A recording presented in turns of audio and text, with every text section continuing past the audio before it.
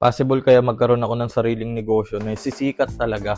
O ito yung Day 1 o Project Wealth 101. Kung napanood yung Project Wealth 101 series ko, ganun pa rin naman to. And mag-4th year na kasi ako sa pasukan. Gusto ko magkaroon ako ng business pagkatapos ko gumraduate. Gusto ko maging business owner. O may business naman ako, may computer shop ako. Pero gusto ko yung sisikat talaga. Kaso may problema tayo eh. Wala pa tayong kapital na malaki. Baka kasi ini-imagine nyo simpleng business lang gusto ko. Gusto ko may physical shop. Gusto ko may tauhan. Gusto ko, yes sir, yes sir. Ganon, joke lang hindi. Lakas mangarap eh, no?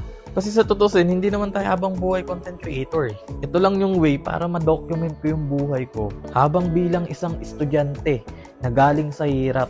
Tapos magkakaroon ng sariling business pagtapos ng college. Hindi ko pa alam kung ano yung business na yon. Pero naniniwala ako sa utak ko na nandito na yun eh. Idea na to. Kailangan na lang talaga galawan. May 1 taon pa ako, hindi ko alam kung ilang days to matatapos. Kailan kayang grand opening ng business ko sa future, no? Anong day kaya yun?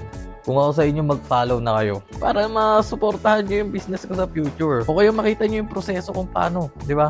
Ngayon, ang focus muna natin, paano kikita. Kasi sinusuportahan rin natin yung sarili natin at pamilya natin. Breadwinner tayo eh.